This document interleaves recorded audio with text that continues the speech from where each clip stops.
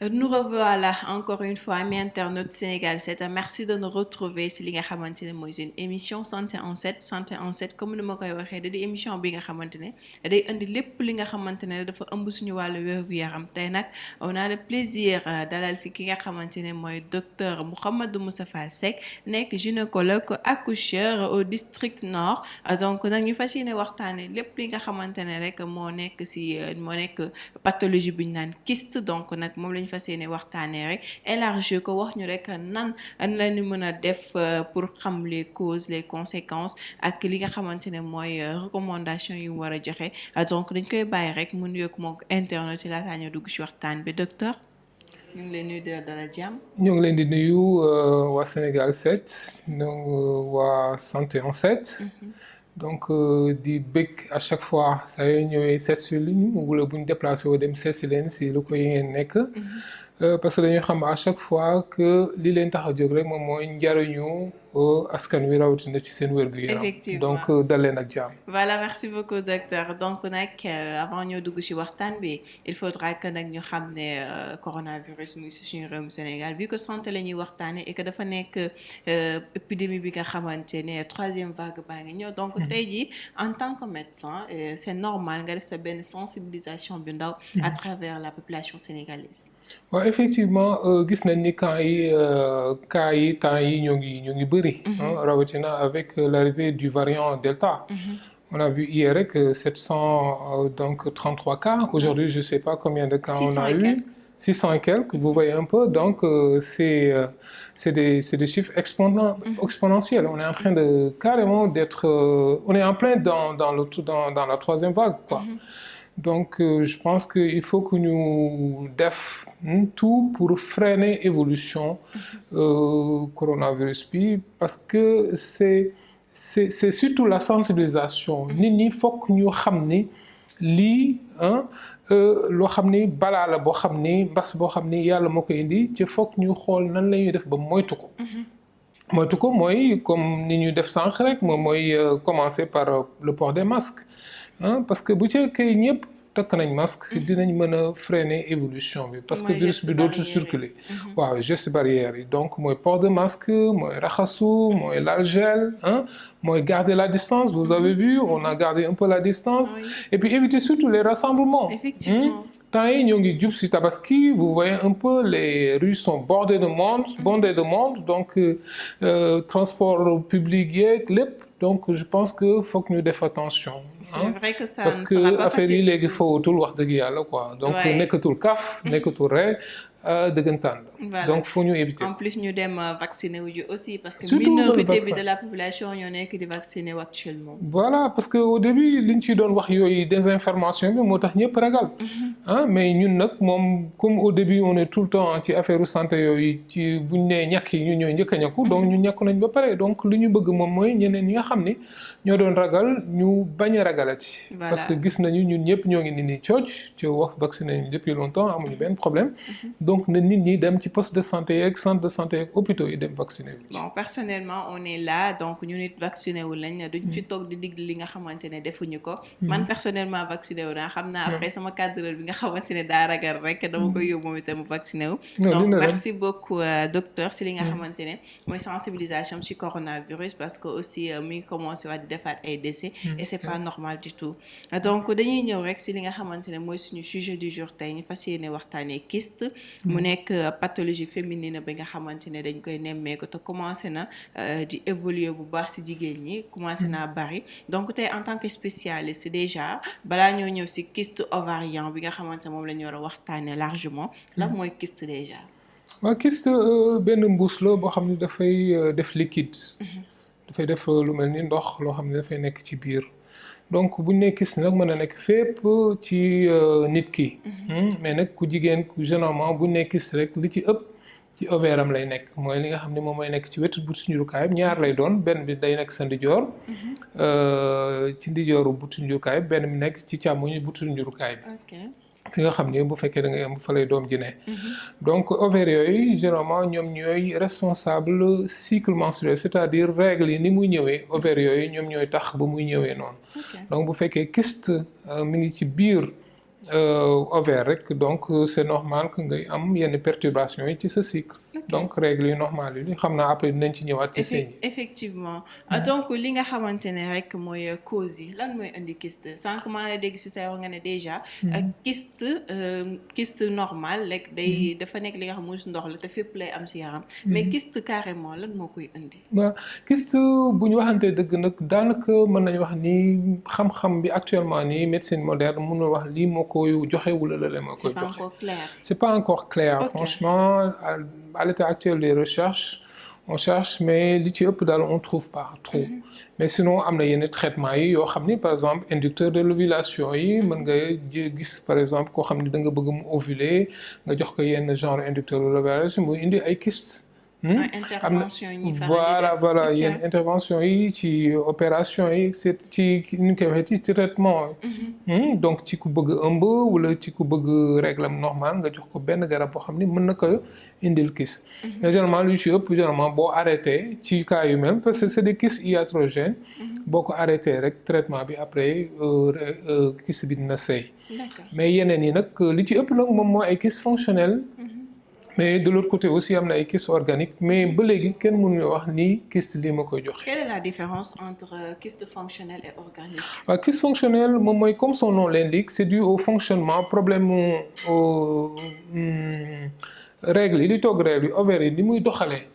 moom moo tax léeg-léeg hormones yi ferñeent yi ci nekk bu amee déséquilibre rek bii ëpp bële mën na tax ovaire bi guux ndox commencé am ndox. bu boobaa kyste fonctionnel lay doon parce que loo xam ne lu mën a seey la. comme genre perturbation lay doon. voilà mais dina perturber cycle yi dina indi ay douleur bu fekkee dafa am yenn dimension yu mag yi. mais la plupart du temps moom boo ko defee traitement ne serait-ce que 1 mois. wala parfois sax boo traité wul boo toogee 1 mois 3 mois après boo contrôlé danaa ne kyste fonctionnel bi seey na fii kyste nekkatu fi. D'accord. alors bu fekkee kyste organique la comme son nom l'indique moom loo xam dafay guux ndox amaale ay donj yàpp ak ay yeneen yu ci nekk xam naa après dinañ ci ñëw. Effectivement. donc buñ ko tojee ci biir donc yu mel noonu généralement dañ koy opérer pour dindi ko. def la plupart du intervention. temps. D'accord. pour kyste organique yi. voilà donc li nga xamante ne mooy kyste ovarien li ñuy waxtaanee ba tey nan lay manifester aux symptômes yi. waaw symptômes yi bu fekkee kyste règle la. kyste simple boo xam ni rëyul ça fait pas plus de 4 centimètres généralement bu mën na nekk de découverte sax fortuite. léeg-léeg peut-être da ngay dem pour def échographie pour leneen ñun la nga am kyste fonctionnel donc mën na bañ a wone benn signe. par contre bu fekkee am na yenn dimension yi c'est-à-dire rëy na ba am 5 centimètres 6 centimètres et plus. mën na am ay signes de compression c'est-à-dire mën na am lu muy tànc ci naq bi ci biir bu boobaa nag dina am ay métit yi mën na nekk métit yoo xam ne mën nga ko supporter comme ba ci métit yoo xam ne dafay tar par exemple buñ ko waxee léegi déjà yenn complications yi kyste bu rëy boo xam ne dafa tordu boo xam ne dafa wañaaru mën na indi même complication aiguë boo xam ni yow day tax léegi nga dem hôpital te bu ñu gisee ni kyste tordu la torsion de kyste dañ lay daal di opérer ci saa si donc moom mooy douleur vive yoo xam ni c'est paroxystique yoo xam ni da ngay dafay imposer benn intervention chirurgicale. D'accord. Sinon signes yi ci gën a bëri yu ñuy gën a gis moom mooy surtout si jigéen ñi xale yu jigéen ñi moom mooy règles yu normales yi. kyste généralement si c'est fonctionnel mën nga toog 2 weer doo gis règle ñetteel ba nga gis wala ñu naan la ci weer bi damay gis 2 yoon. cycle wala si trouble du cycle irrégularité du cycle. léeg-léeg moo am aussi ay règles yoo xam ni par exemple bu ñëwee tey suba mu tàkk et cetera. voilà donc loolu trouble du cycle yooyu parce que kyste bi dafay nekk ci biir fi nga xam ni moom mooy ovaire bi ca ovaire bi moom mooy responsable règle bi ni mu ñëwee ovaire ba fa kyste ba nekk foofu la ci biir ovaire bi foofu la perturbé parce que waru foon nekk. waaw pour ovaire bi mën a fonctionner normalement togg règle normalement. d'accord donc ci côté règles yooyu noonu wax nga ni carrément perturbation irrégularité des règles des cycles menstruels mun na ko indi waaye aussi est-ce que ci irrégularité boobu noonu tey jii am na ñi nga xamante ne dañuy am règle cycle bu régulier 28 jours mais bu ñu indisposé gis seen règle 5 jours bii di ñëw day doon 3 jours est-ce que loolu aussi comme kii la symptôme la waaw symptôme la tout ce qui est irrégularité du cycle rek mën a nekk signe kyste donc yeneen signes yi moom mooy surtout complication yi bi ma doon wax léegi bon kyste bi mën na jékki-jékki rompre c'est-à-dire ci biir ovaire bi kyste bi mën na jékki-jékki toj fa quoi bu fekkee dafa toj bon facilement mën nga am ay douleur ay métit surtout ci côté droit bi bu fekkee ci côté droite bi la nekk wala naq bi ci suuf à gauche sa càmmoñ bu fekkee foofu la kyste ba nekk donc mën na nekk aussi rupture de kyste mën na nekk hémorragie intrakystique hémorragie boo xam ni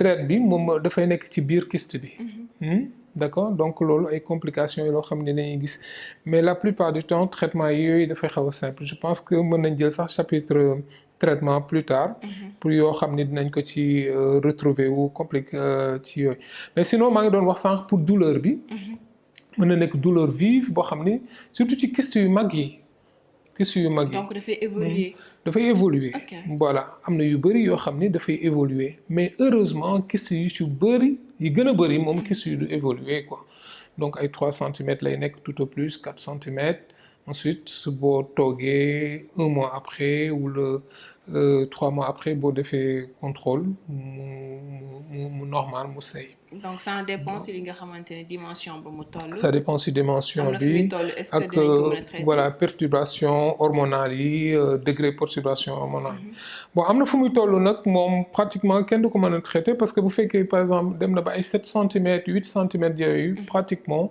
douleur yeeg yeneen signe compression yi moom mooy tax nga dem ci docteur bi bu boobaa bu seeni am na yenn yenn dimension yi daf lay proposer intervention chirurgicale. D'accord merci beaucoup donc nag mes chers internautes dañ leen di fàttali ba tey yéen a ngi seen émission santé en 7 ñu fas yéene waxtaanee li nga xamante ne mooy kyste mais plus précisément kyste ovarien donc docteur dañuy ñëw rek si li nga xamante ne mooy danger yu mu mën a indi jigéen parce que nee nañ kyste kat bu fekkente ne am nga ko am na lu bëri li nga xamante ne mën na ko indi si ki nga xamante ne mooy ku jigéen ki yan danger la parce que en fait loo xam ni dafa war a normal mooy ovaire bi te normalul donc j'en profite sax pour wax ci beneen façon kyste bi mooy kyste organique bi parce que kyste organique bi am na au moins ñetti façon wala ñeenti façon boobu tamit dafa am ay façon dafa am façon kyste organique bi mooy kyste bi nga xam ni moom pratiquement moom du seey donc pratiquement lu ci ëpp opéré rek moom mooy saafara si moom mooy yi nga xam ni c'est mucoïde c'est-à-dire comme genre liquide bu huileux c'est-à-dire comme genre diw moom mooy nekk ci biir kyste boobu donc léeg-léeg bu amee yenn dimension yi bu rëyee moom tamit mën na indi ay compression ay douleur am na yoo xam ne c'est dermoïde carrément boobu nag moom moo ci gën a doy waar parce que buñ ne dermoïde mooy comme le derme par exemple c'est-à-dire la peau composante peau yëpp mën na nekk ci biir kyste boobu léeg-léeg dañ ciy gis os c'est-à-dire yax léeg-léeg nga gis ci bëñ léeg-léeg nga gis ci karaw ci biir kyste boobu kyste dermoïde bi maa ngi lay raconter sax benn anecdote am na benn jour quand j'étais dans les régions benn malade bu ñëw ni ma man kat bu may tuur ndox damay tuuraale ndox karaw donc c'était loo xam ni kenn mënu koo xalaat quoi donc bi nga ko seetee defal ko écho tu vois que moom dafa am kyste donc kyste boobu moom mooy communiquer avec fi nga xam ni foofu lay tuure ndox donc kyste dermoïde bi moom moo fistulisé wu dem ci tuurukaayu ndoxam looloo tax buy tuur ndox day àndaale kyste day àndaale ay karaw ay donju yàq léeg-léeg sax ay fellatu bëñ yooyu ci raxaale donc loo xam ni pratiquement boo ko gisee da nga koy da lay jaaxal à première vue voilà dañ naan kii est-ce que du rab moo ko jàpp et cetera parce que di tuur ndox bay tuur ndox karaw lu mel noonu kenn réalité sénégalaise voilà kenn mënu ko xalaat. Sinon am na beneen façon kyste boo xam ni presque comme du sang coagulé c'est-à-dire deret bu way bu yàgg moom moo ci nekk. un peu noir très noir sax goudron comme noir goudron moom mooy kyste endométriosique. loolu aussi léeg-léeg dañ koy gis am na ñoo xam ne dañ koy dindi am na ñoo xam ne aussi buñ ko bàyyee noonu quelque temps mën na demal boppam bu fekkee rëyul yenn rëyaay yi. donc pour ñëwaat ci sa question bi moom mooy yan njeexital yan complication le kyste mën a am. kyste on peut dire que comme ovaire yi foog ñu normal pour nga mën a am ëmb. donc li ci ëpp ñiy indi maladie mën na am peut-être règle yu normalul. parce que jigéen moom bala moo kontaan rek chaque mois mu gis règle am parce que bu toogee ñaari weer gisul règle elle est en train de se poser tout plein de questions est-ce que ëmb la et cetera bu fekkee da nga ko defal test ni ko du ëmb donc elle a envie de savoir ce qu'il y a derrière lan moo nekk ci ginnaaw lan moo tax. et c'est normal aussi. voilà donc léeg-léeg sax mënul comprendre nga ni ko reviens dans un mois ñëwaatal fii ak un mois peut-être dina sëy. wala ñëwaatal fii ak ñetti weer peut-être dina sëy. donc elle a envie tout de suite nga jox ko benn garab pour régulariser pour règle ñëw et cetera pour mu mën a kontaan. donc loolu moom mooy trouble du cycle. sinon aussi problème infertilité mooy ñu nga xam ni dañu bëgg a am doom par exemple ñu defal leen bilan gis ni dañuy am kyste. ñu mel noonu dañuy bëgg au moins traitement nga xam ni boo defee traitement kyste bi au moins dinañ mën a am chance pour am ëmb donc bu fekkee ñàkk am doom boobu wala taxawaay boobu leneen lalu ko lu dul kyste bi. donc kooku aussi ay complications la donc tout en sachant que am na complications aiguës yi ma la doon wax moom mooy métit yu tar yi hémorragie yeeg yooyu yëpp tout en sachant que am na kyste yoo xam ne sax dañuy transformer en cancer heureusement que bëriwul kyste ovarien yoo xam ne dina transformer en cancer loolu aussi ci danger yi la donc li gën daal mooy boo demee bañ defal la écho ni la da nga war a def traitement donc da nga war a am suivi donc li gën moom mooy régulièrement ngay ñëw ci sa gynécologue wala sa sage-femme au moins mu lay xoolal kyste bi fan la toll.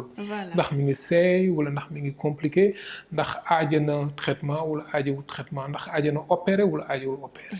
d'accord docteur donc tey jii nii li ñu bëggoon a xam rek leneen mooy est-ce que tey jigéen war na toog à un certain moment toog ba règle am irrégularité wala mu toog ba am souci muy soog a dem naan day seeti li nga xamante ne mooy gynécologue.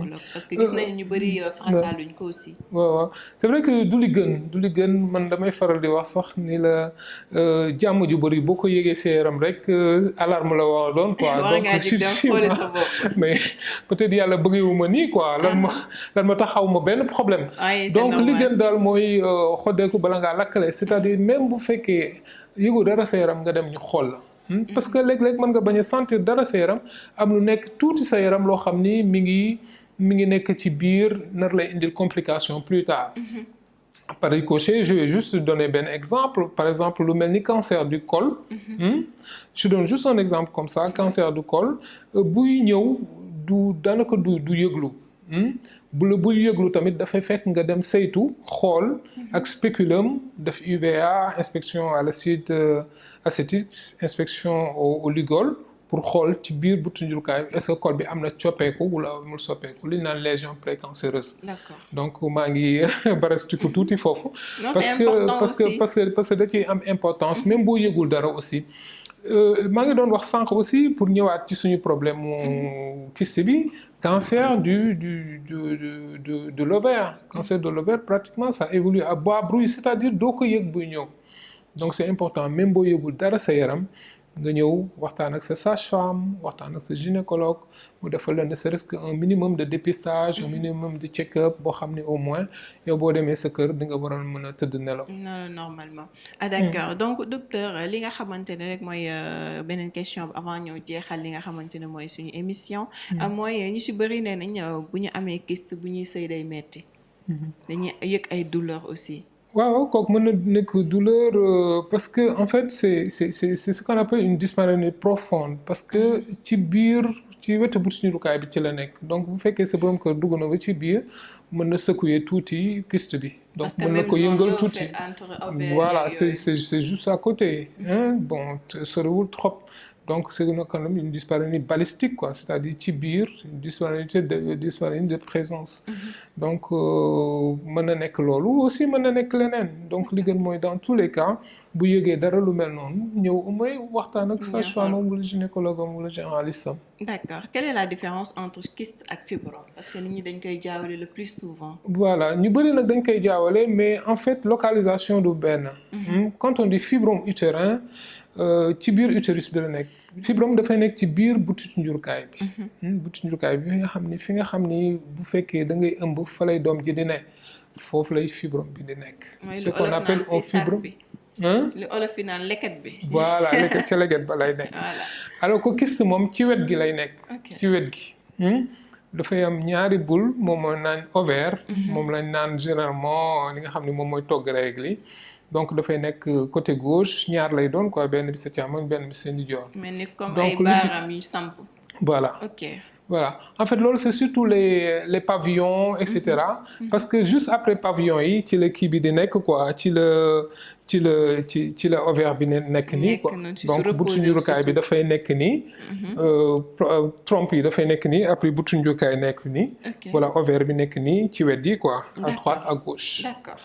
C'est parfait. donc fibrome bi am na façon fibrome yu bëri. fibrome sous-séreux fibrome sous-muqueux fibrome intramural.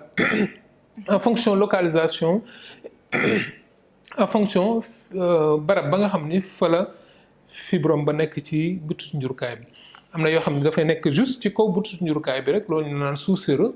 loolu moom généralement bu fekkee rëyul moom daanaka ajul lijjanti. waaw mais am na yoo xam ne bu nekkee ci biir butitu njurukaay bi nag fa nga xam ni fa la règle yi war a jaar jàll généralement daf lay indil ay saignements pendant les règles li naan ay ménorragie nga xam ne dañuy xëpp deret tout le temps bu ñuy gis règle ay lumbu deret ñooñu bon foog ñu saytu leen jéem a xool nu ñuy def. sinon bu fekkee nag ci épaisseur fibrome muscle utérus bi fa la nekk. généralement bu fekkee amul yenn dimension yu rëyul aussi mën na la bañ a indil benn gàllankoor.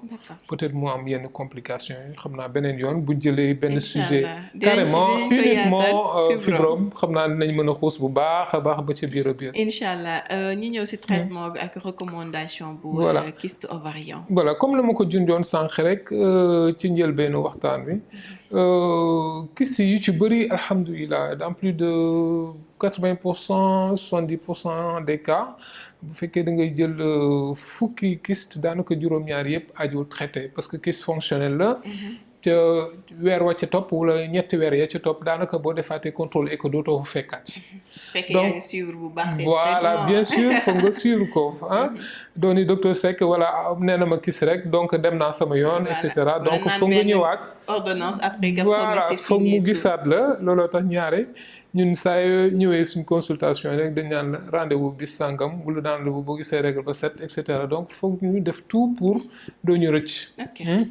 donc loolu mooy kyste simple yi mooy kyste fonctionnel simple donc bu fekkee nag kyste fonctionnel boobu ndox a nekk ci biir séera la mais dafa am yenn dimension yi ba lay indil yenn méthode yi wala muy comprimé par exemple fi say saw di tur ndox bi di jaar wala fi nga xam ni ci ginnaaw la fi la dem douche bi di jaar bu boobaa dañuy soxla au moins traitement boo xam ne au moins dina nekk traitement adapté. mën na nekk chirurgie ginnaaw ba nga xam ne bañ ko joxee ay garab. yoo xam ne au moins méthode bi dina wàññeeku bu baax mën na nekk ñaari xeetu chirurgie par exemple mën na nekk chirurgie boo xam ne da ngay ubbi comme par exemple koy def césarienne. pour génne doom kooku mooy chirurgie à ciel ouvert mën na nekk aussi celluliochirurgie. boo xam ne daanaka ay bën-bën rek ngay def ñaari bën-bën wala ñetti bën-bën yebal ay instruments yu ndaw ak ay jumtukaay yu ndaw ak ay caméra yu ndaw yoo xam ne dañuy dem ba ci biir fonctionner ko muucu ko génne ko. te du am benn voilà macha allah caméra des micro caméra yoo xam ni la ñu naan celluliochirurgie. waaw laparoscopie. donc de plus en plus ñoo ngi def xeetu chirurgie boobu. daanaka foo dem ci clinique yi wala ci hôpitaux yu mag yi dina am xeetu chirurgie boobu. donc médecine évolué na donc jarul ñuy tiit dara. voilà justement justement donc bu fekkee nag dafa aigu c'est-à-dire torsion boo xam ni dafa wañaaru ba nga xam ni dafay nar a yàq ovaire bi on est obligé en urgence ñu ubbi sa naq dem ndànk dindi kyste boobu nga xam ni moo tor pour mën a sauver ovaire bi nga xam ne ci la sax. parce que ovaire comme je l'ai dit fekkee da nga bëgg a ëmb foog ovaire c'est-à-dire li togg li togg règle yi. foog mu normal. mu normal effectivement. ban conseil ngay jox mbokk internet yi surtout les voilà femmes. liñ ko wax léegi rek moom mooy lépp loo yëg wala même loo yëgul sax comme on l'a dit tout à l'heure léeg-léeg da ci am solo jigéen yëgoo dara nga dem ne serait-ce que une fois tous les 2 ans une fois tous les 3 ans nga dem def benn check-up si sa gynécologue. man ko docteur Seck yëguma dara waaye dama bëggoon nga xoolal ma ndax amul dara luy raam nar a jëm ci jag ba ëllëg wala ginnaaw ëllëg. mieux vaut prévenir que guérir. voilà rawatina nag bu fekkee da nga am ay mébét ay signes yoo xam ni da nga koy yëg sa yaram règle yu normalul ay yenn métit yi ay yenn par exemple ñàkk am doom yeeg leneen ak leneen donc c'est des raisons supplémentaires yoo xam ne dafa la war a pousser nga ñëw en consultation gynéco bu boobaa lépp li ci war rek nañ ko def bu fekkee kyste la ñu wax la ban genre kyste la ak nuñ koy toppee. D'accord. fekkee leneen la tamit ñu wax la nuñ koy toppee. voilà c'est génial mes chers internautes lii moo nekkoon li nga xamante mooy seen émission santé en 7 pour vous rappeler ñu ngi dalaloon ki nga xamante ne mooy docteur Mouhamadou Moustapha Seck nekk gynécologue accoucheur au district nord donc nag gis ngeen li nga xamante ne faram-fàcce na ko si kyste joxe différentes kii nga xamante ne particularité yu mu am joxe aussi différence bu mu am ak fibrome donc vraiment kontaan nañu di la dalalaat ci suñu li nga xamante ne mooy suñu plateau di la bàyyi nga tàggatoo. maa leen santati di leen gërëmati parce que wax dëgg yàlla njariñ yu mel nii moom askan wi rek moo ko moom donc duñu am lu ñu gërëm leen wax dëgg yàlla di leen encourager. merci beaucoup ngeen seeti à chaque fois borom xam-xam yi. ngeen di leen tàllal seen micro. pour ñu xool le plus grand public nan lañ ciy jëriñoo. parce que buñ ko deful boo moytul charlatan yi ñoo koy def. c'est ça aussi. et ce sera de la désinformation donc nous on a intérêt. à chaque fois saa yu leen ñu fuggee rek ñu ubbal leen quoi. Inch'Allah merci beaucoup mes chers internautes nag li moo nekk li nga xamante ne mooy santé en 7 mais juste avant may leen li nga xamante mooy tàggatoo dafa am benn social bi nga xamante ne am nañ ko muy wuyoo si turu Yacine Ndiaye dëkk ba Guinguinéo ñëw nag fii ci Ndakaaru am insuffisance rénale donc moom dafa war a def 3 fois dialyse dans la semaine chaque séance nag muy war a fay li nga xamante ne mooy 65 000 francs au total de la semaine mi ngi war a génne li nga xamante ne mooy une somme de 195 000 sans compter li nga xamante ne mooy transport am ak li nga xamante ne mooy son régime alimentaire donc boo leen ko mënee jàppale rek ngeen jàppale ko ci numéro yooyu di affiché au bas de l'écran bu ko defee ngeen mun ko dimbali parce que dafa jóge ba Guinguinéo ngeen ñëw Dakar ngir faju donc nag à travers Sénégal 7 ñu ngi ñaan ñëpp képp ki nga xamante ne am na lu mu mënti doo toll rek xeebuñu dara ngeen yónnee ko rek ci numéro yooyu di affiché au bas de l'écran ci différentes transferts yi nga xamante ne am na ci suñu réew mi Sénégal donc mes chers internautes c'était ça pour aujourd'hui nous donnons juste rendez-vous très prochainement mais d'ici là restez en compagnie des programmes de Sénégal 7 merci beaucoup.